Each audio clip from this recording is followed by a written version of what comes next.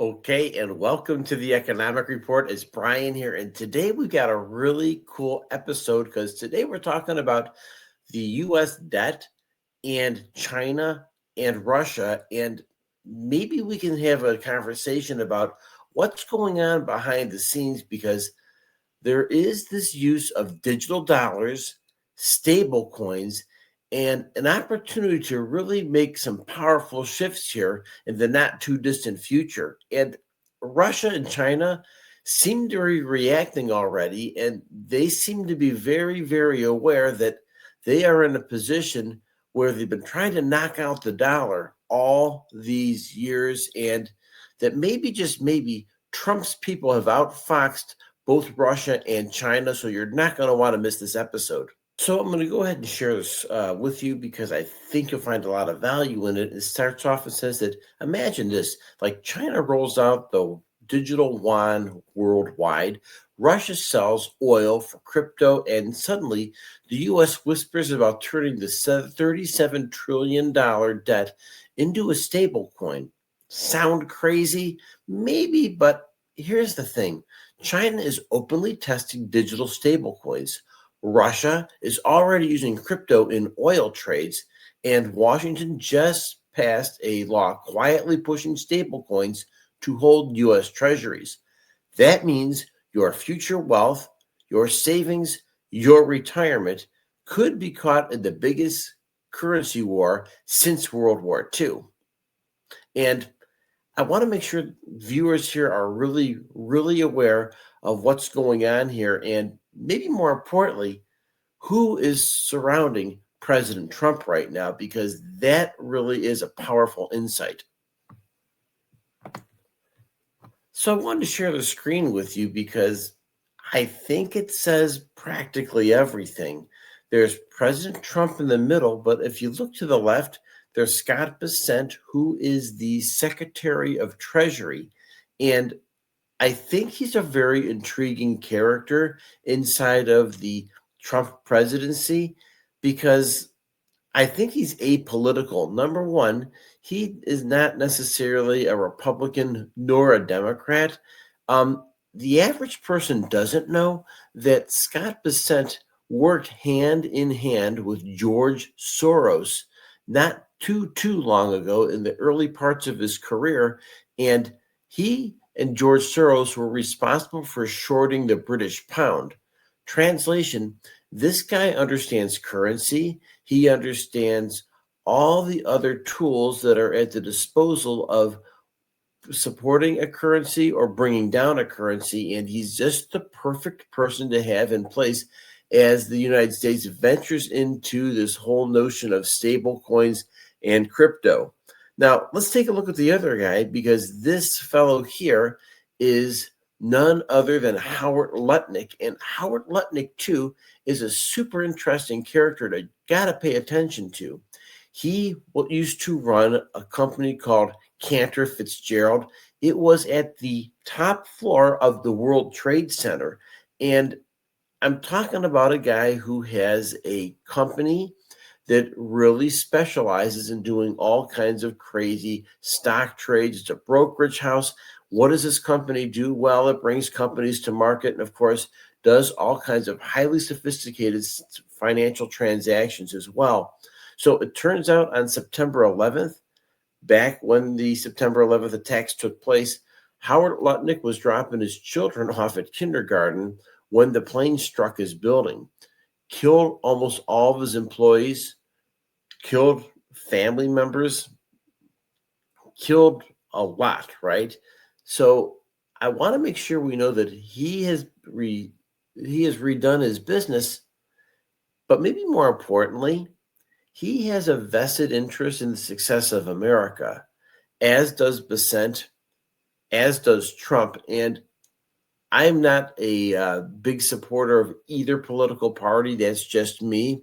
But I just want to make sure that I'm giving these guys a fair shake, because they are here and they're here doing battle with China, with Russia, and our currency for the future. So you'll really want to pay attention to this because it really does affect every one of us. So make no doubt about it, China and America are in a stablecoin race that could really reshape global finance. And I'm sharing this with you, fine folks, today because you know what? I care about you and I care about, well, what your understanding of what's going on in the financial markets and, of course, how it affects people just like us on Main Street. So, what can I say here? Maybe share a couple things from this article with you because it says stable coins have opened a new field in the rivalry between the United States and China.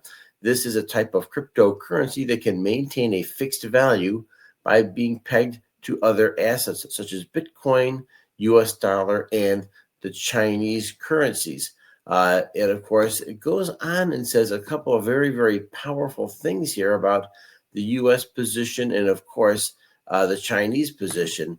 Very important here that it says America, the land of the crypto, and as the United States is very advanced in its movement into the cryptocurrencies. And what the plan is to leave the rest of, well, China and Russia holding the bag while the United States makes all the technological advances into blockchain and, of course, moving our currency over into these areas, or at least giving additional leverage and additional exposure, which I really think that's what the United States is doing, and Besant and Lutnick and the other brain trust part of Trump's administration are really onto. So I think you'd find that super interesting. Let me go ahead and share something with you from the forum with the Europeans, because now you can hear the Russians getting a little bit crazy about this. So this is kind of an interesting thing for us to pay particular attention to as well. I'm going to go ahead and share this screen with you, and we're going to go ahead. Yes, perfect. Помните, какой у них долг? 35 триллионов долларов. Senior advisor to Russian President Vladimir Putin, Anton Kobyakov, recently sent ripples through the financial ecosystem. Speaking at the Eastern Economic Forum, he accused Washington of plotting to rewrite the rules of global finance by using stable coins, cryptocurrencies, and even gold to quietly shrink its $35 trillion debt. В общем-то, это два альтернативных валютному сегменту мировых рынка. Действия Вашингтона в этом направлении отчетливо демонстрируют одну из главных американских задач. Они очень хотят решить проблему снижения доверия к доллару. США, как это было и в 30-е, и в 70-е годы, будут решать свои финансовые проблемы за счет всего мира, загоняя всех куда? В криптовалютное облако. Со временем, когда часть госдолга США будет размещена в стейблкоинах, США обесценит этот долг.